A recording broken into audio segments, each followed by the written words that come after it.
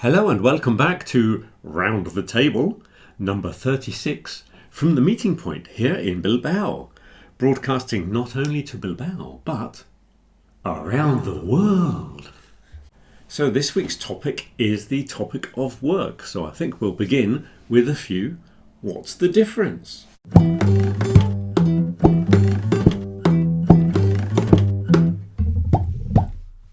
So to begin with, I think we should establish the difference between work and job. We've probably done this before. But this is a very common mistake, isn't it? Yeah, it's very confusing, really, isn't it? Yeah. The thing to remember that work is not countable. Work is not countable, but job is. Okay, so you don't normally get the plural of work, though there are specific times when it does happen. So you might get the complete works of Shakespeare or the complete works of some great artists. So that might appear on the title of a book. You can also have works of art as the plural of work of art, but it's the compound work of art. Sometimes you see that in a plural. In some places they'll use works as a factory. Oh, I see. You might see something called a tool works, for example, where they make tools.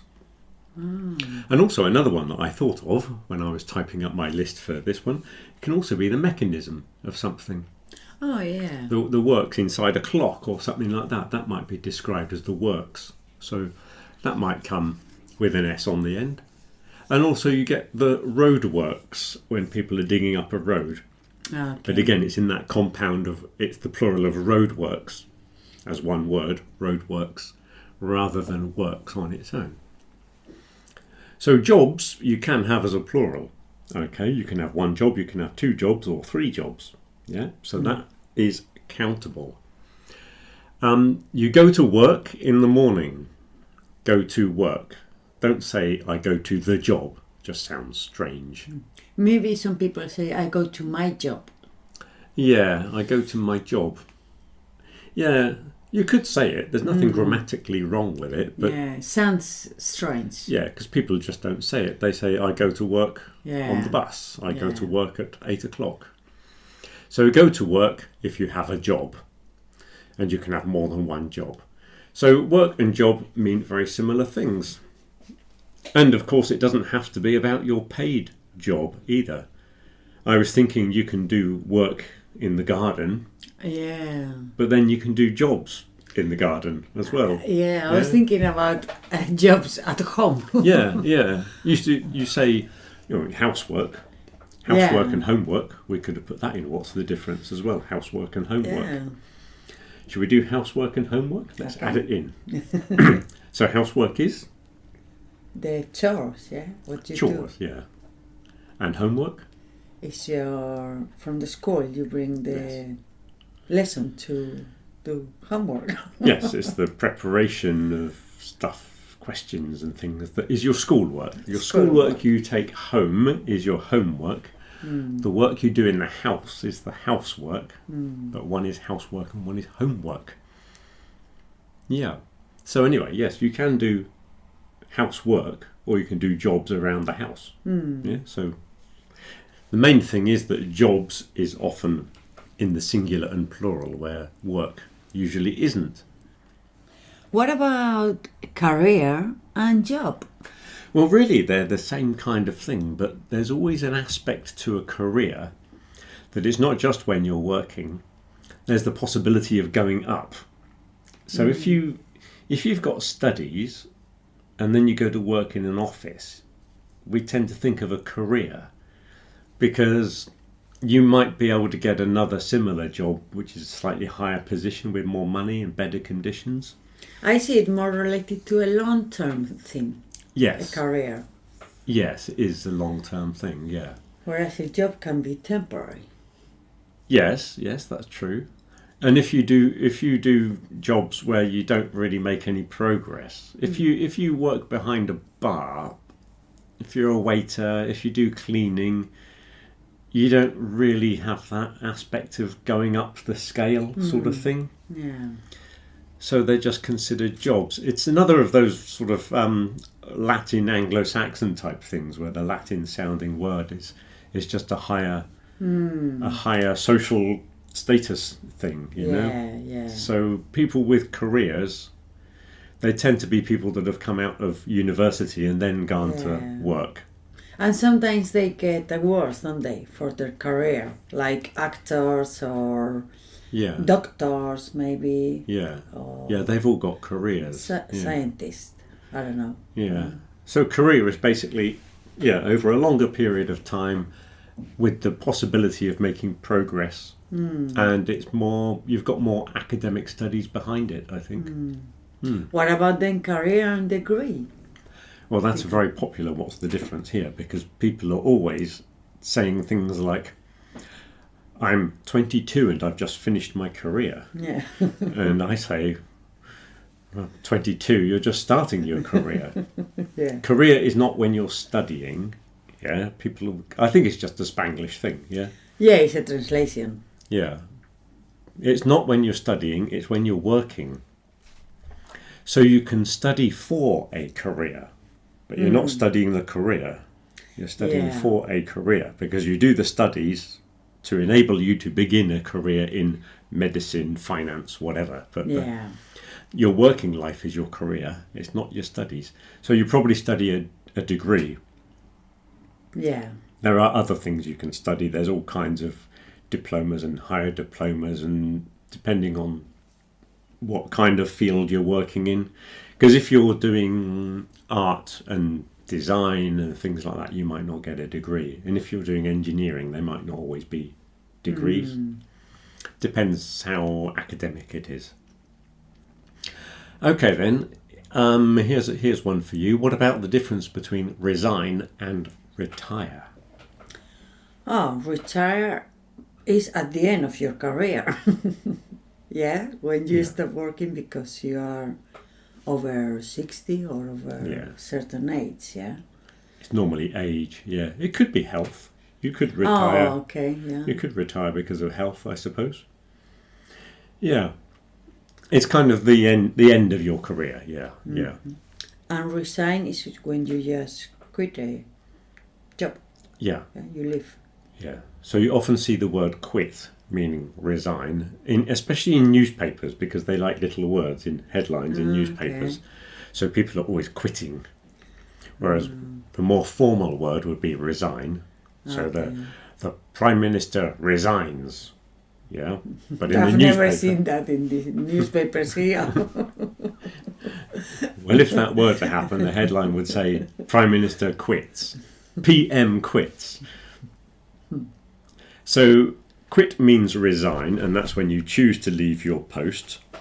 Retire is normally because of age, sometimes because of health. Maybe they go together. And you can take early retirement.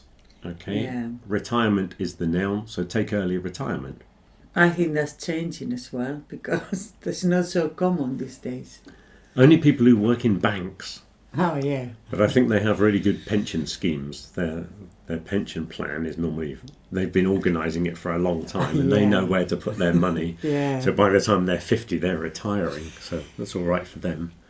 Yeah.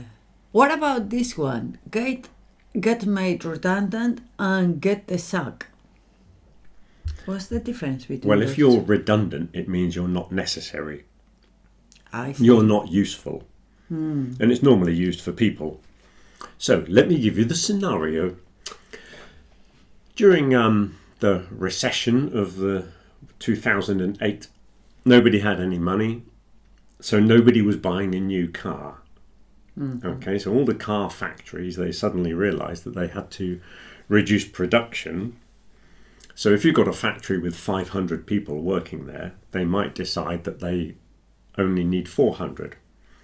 So 100 are made redundant, but it's not because they're bad workers. You know, they're very good at their job, but it just means they're not necessary at the moment. So they are made redundant. And the phrasal verb is to lay off.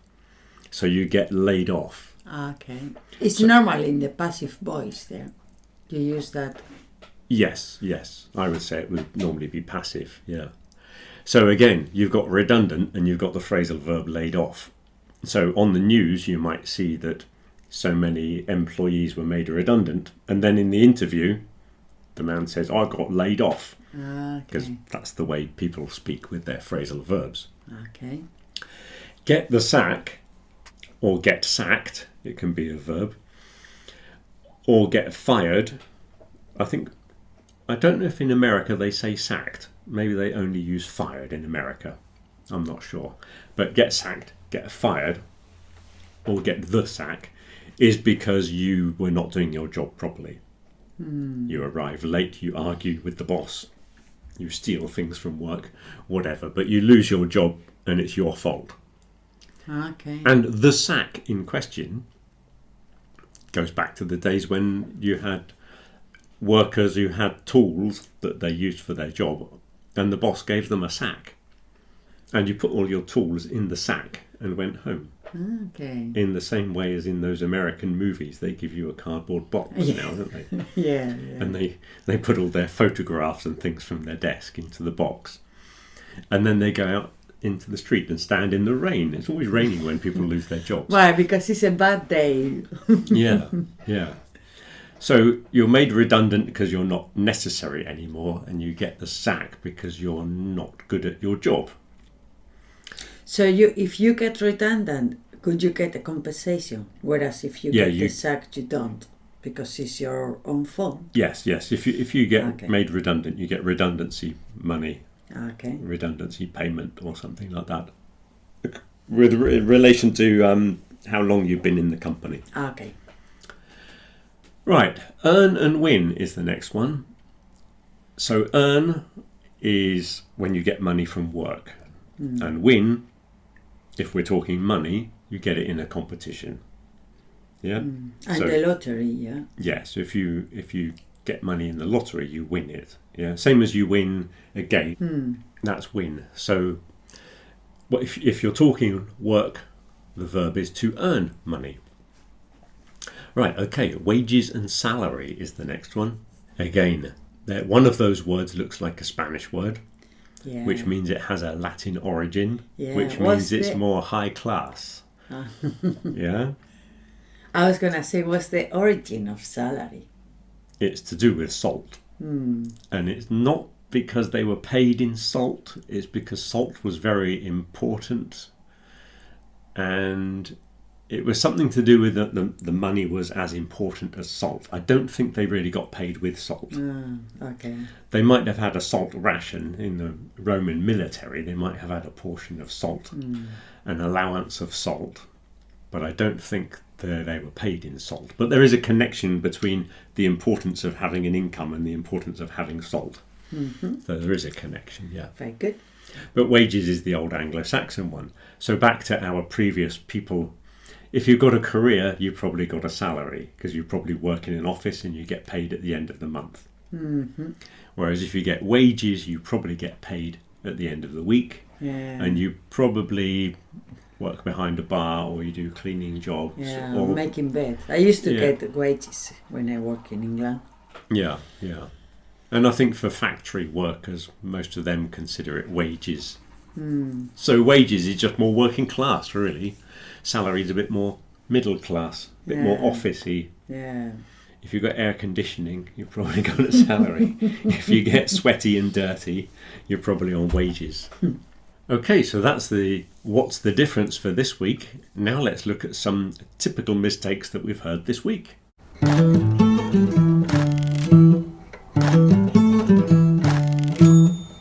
Another one that this could be in the what's the difference really, or is it a typical mistake? To work as something, a lot of people say I work like something, and it's not correct. You should say I work as.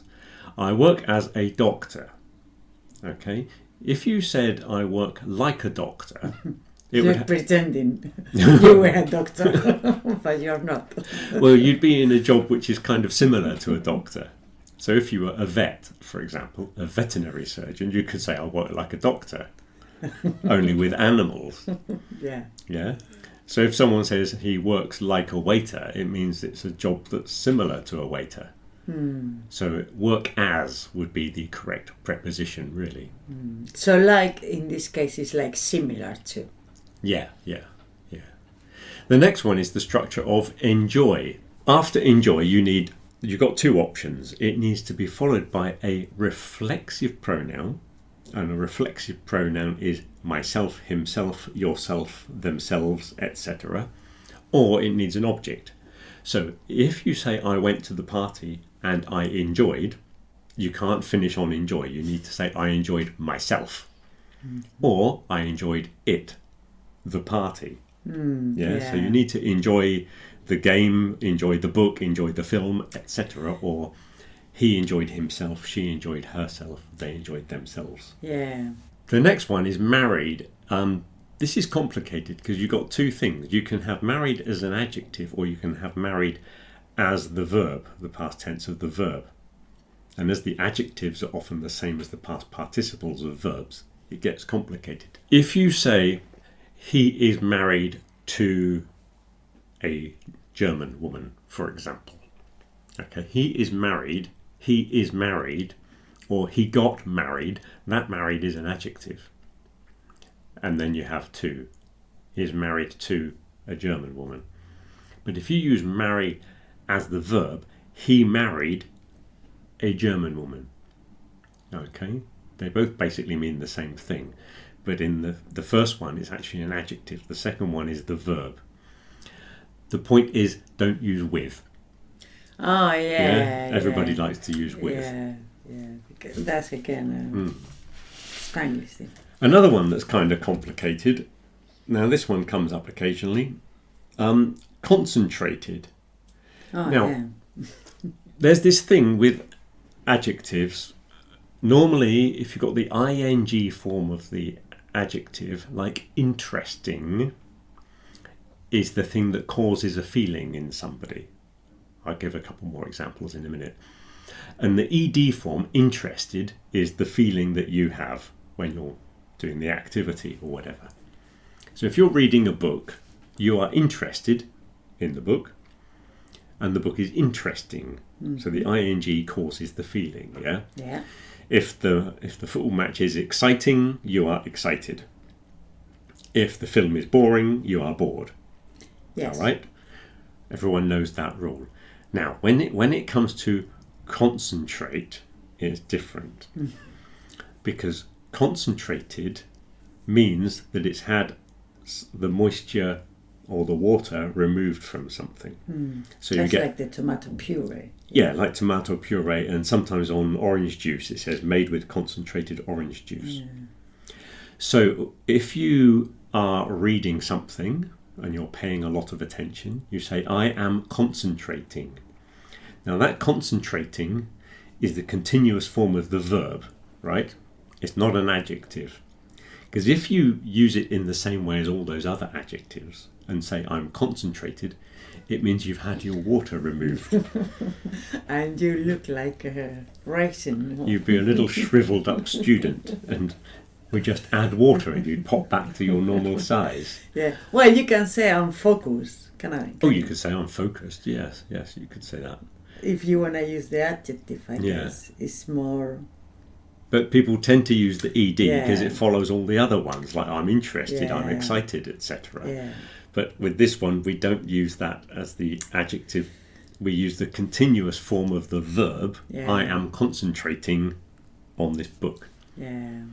Right, another quick one is pay. If you give somebody money, you pay them. If you buy something, you pay for that thing. Okay, so the sentence to remember is pay the waiter for the coffee. Pay the waiter for the coffee. Okay, so you pay for the coffee, that's the thing you're buying, but you pay the waiter. Yeah, so pay without a preposition is to give money to somebody. And one more in the typical mistakes for this week. If and in case. This gets confusing for some people. I will take an umbrella if it rains. Okay. Or I will take an umbrella in case it rains. In the first situation, I would take an umbrella if it rains. It means that if it's not raining, I won't take an umbrella. And if it is raining, I will take an umbrella. In the second one, I'll take an umbrella in case it rains. It means that it's not raining, but there's a possibility of rain later. Mm-hmm. Okay? Yeah. And one mistake that I always see is when you go in a lift and it says, do not use in case of fire. That doesn't make any sense. But the sign in the lift always says that. But it's used in case of... No. It's do not use, if it said in the case of fire, or do not use if there is a fire, but do not use in case of fire means that you might cause a fire by using a lift. Yeah? So it doesn't make any sense. Yeah, it's in the case of fire. Yeah. I feel I should carry my red pen with me all the time. It's my duty as an English teacher to correct signs in public places. Yeah.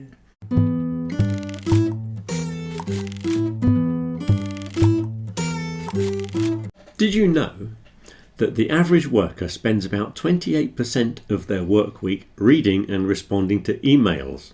That's amazing, isn't it? 28%. Yeah. I guess that's just for office workers. It says the average worker, but I suppose that's the average office worker, because if you work on a building site, you're not answering emails, are you? No. But you spend a quarter of your week with emails. Right, my next amazing fact, I've got lots of amazing facts this week.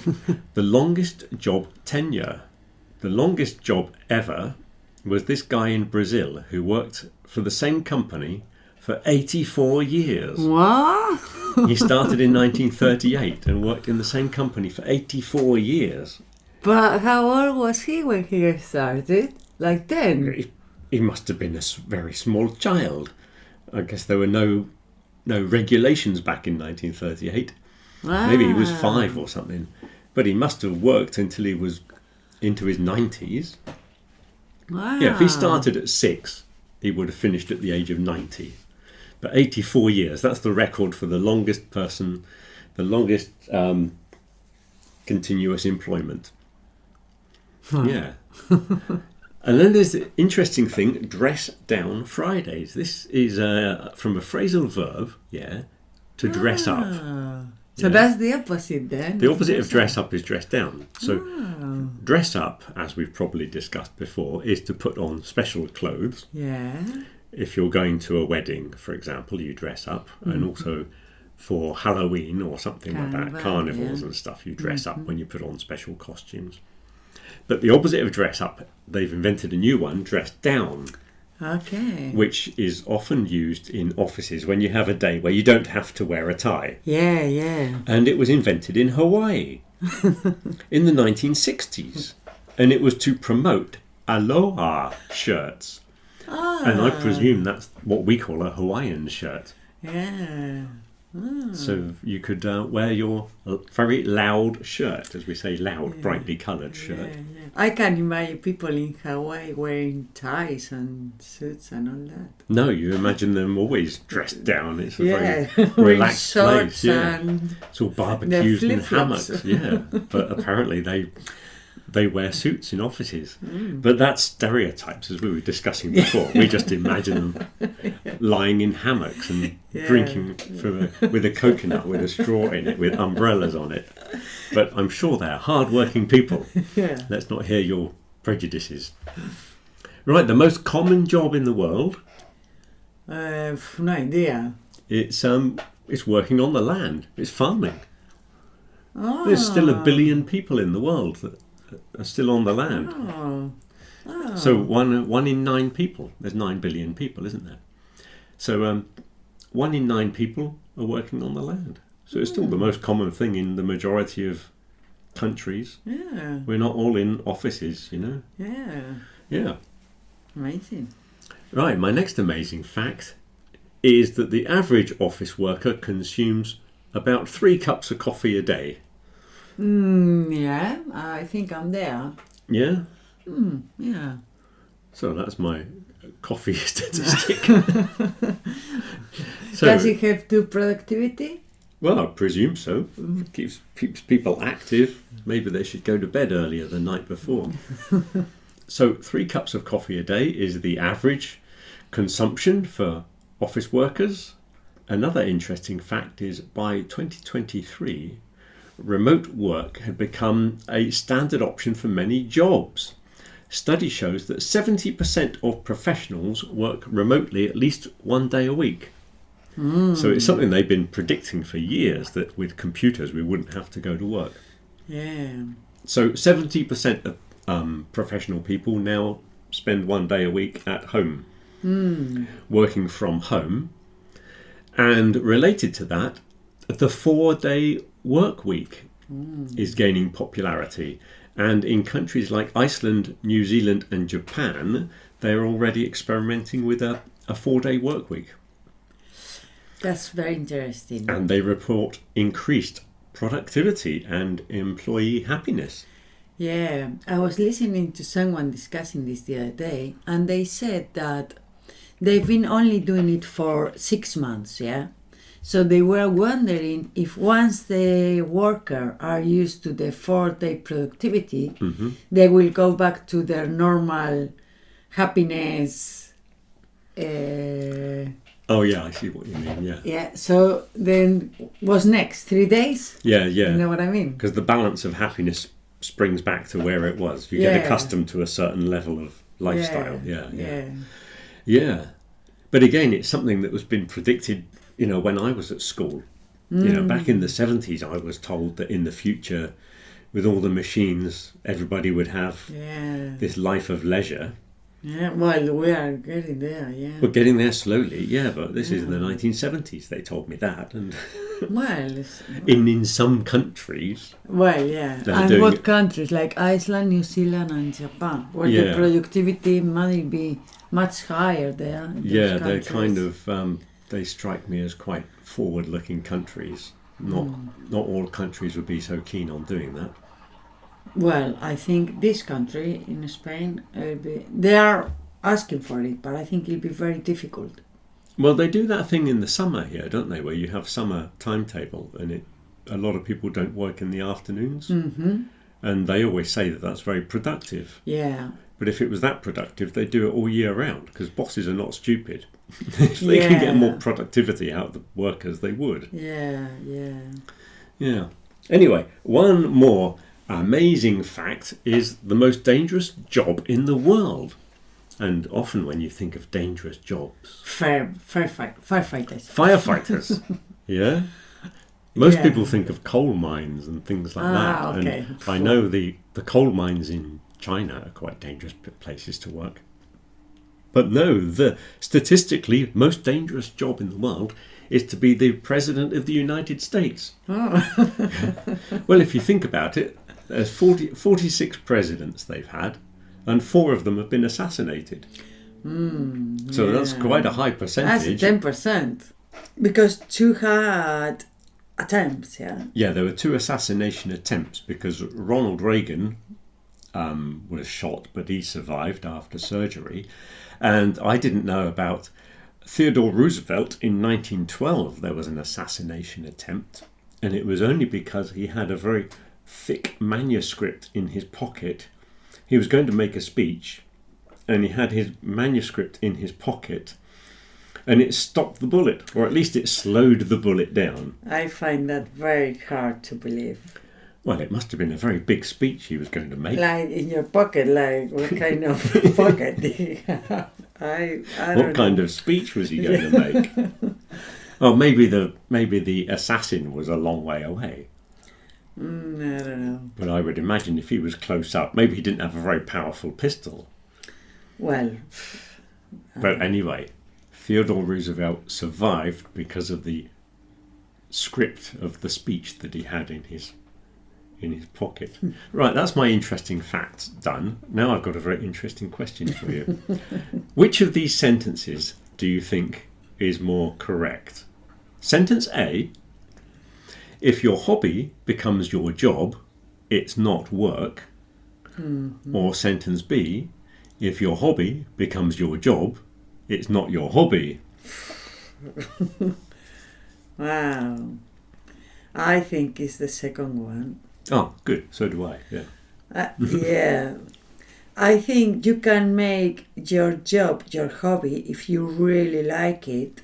Yeah. Well, and you can make videos. You can make podcasts to go on YouTube. For example, Yeah. that kind of thing. And Yeah. it might become something that you really like. But I find it when you have a hobby and then you becomes your job and you have to make it like compulsory, it changes and it stops being your hobby. It takes the pleasure away. Yeah. Yeah, yeah.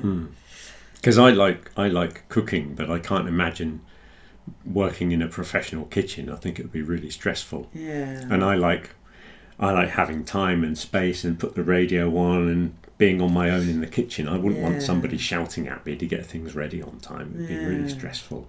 Yeah, well. Yeah. I can't imagine that would be fun. Yeah, but I guess I don't know. Because you listen to chefs talking and they say it's their passion, you see. So they love doing it. But it was their career though. I think there's very few chefs that get to the top of the top of the game, as they say. Yeah, that's There's true. a lot of people underneath that they're shouting at. Yeah, that's true. That In have a very fact, I'm stressful talking. life. I said that because I listened to someone saying that a couple of days ago. Yeah. But it's like in all of these cases where the people that are interviewed are the very small minority that reach the peak of that profession. Yeah. Like for every actor that you know the name of, there's another 100,000 that you've never heard of that are scraping to find a job, and they're dressed up as Ronald McDonald outside, or they're dressed up as Mickey Mouse in a supermarket or something. Yeah. You know, there's and all the musicians that there's millions of musicians for every successful musician. And footballers, like if you think of how many people play football and how many you could actually name of the millions of people around the world who are playing Sunday leagues, who would love to do it professionally. Yeah. But they always ask the opinion of the one that's really successful. Anyway, let's finish off with quote of the week.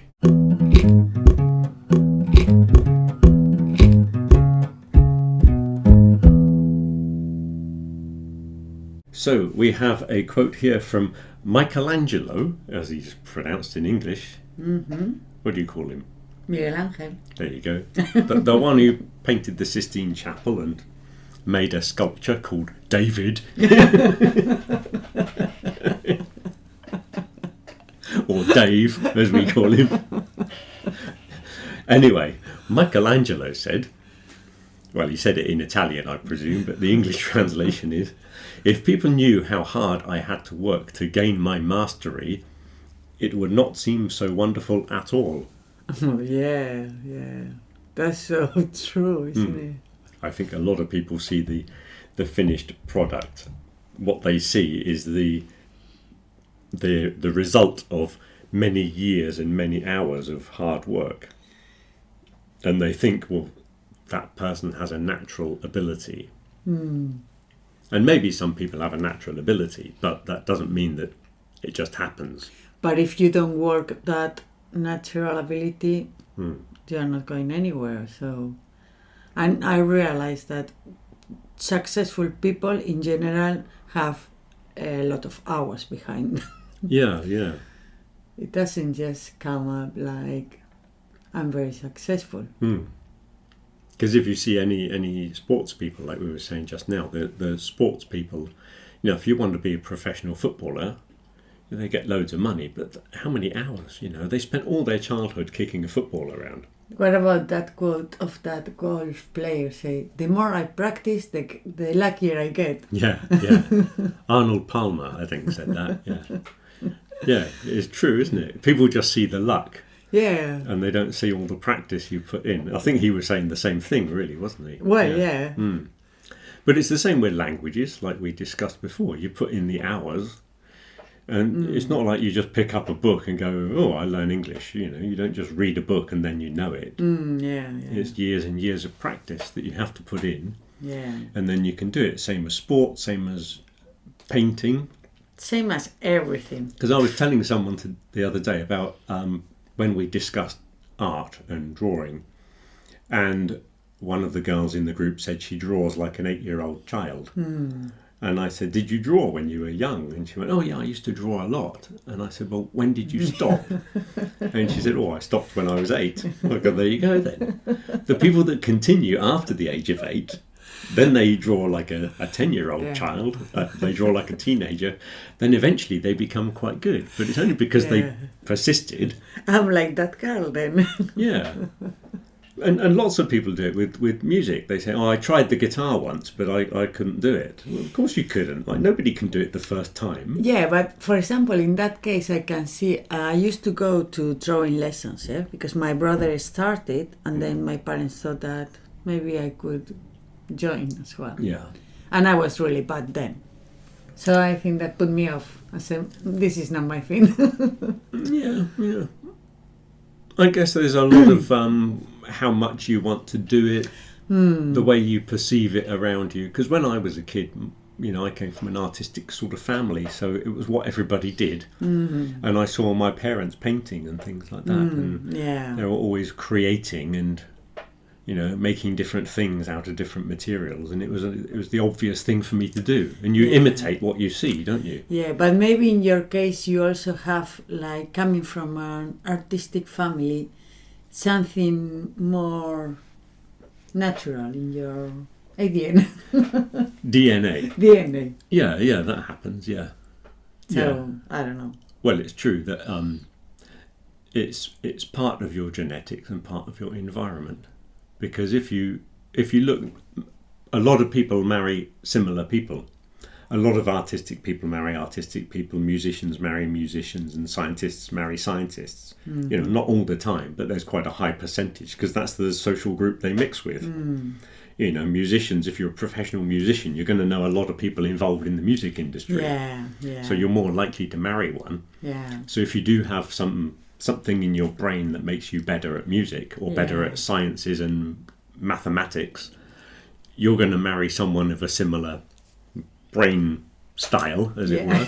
And the children are going to inherit the brain, same as they inherit hair and long legs or whatever. Yeah. And then they see that at home, and that's natural environment, and of course. Because if your parents are musical, you've probably got a piano in the house and guitars and things hanging up on the walls, and you just pick it up. Like we had drawing stuff, and it was we had paper and pens, and if it was raining on a Sunday and there was nothing on TV, it's like go and do something, and you got a piece of paper and invented a fantasy world with strange monsters and stuff, and that's what we did. We drew silly faces.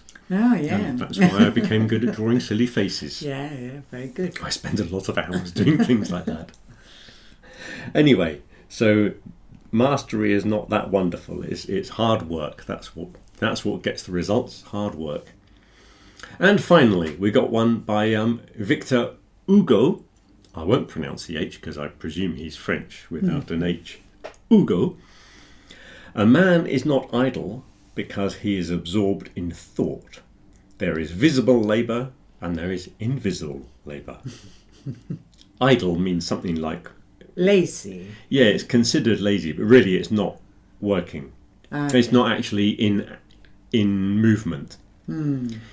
If you have a car and you're stopped at the traffic lights, the engine is still running, but it's not going anywhere. They say idling for that as well. I see. Okay. So it's often used in the context of being lazy because that's the way people because if you are not working, you are lazy. Yeah. If you're not doing anything, if people can't see you doing something, you're being lazy. Yeah. But as Victor Hugo says, not all work is visible, and well, him being a writer, he'll have to do a lot of thinking, don't you think? Yeah, I think it's important to think. Yeah.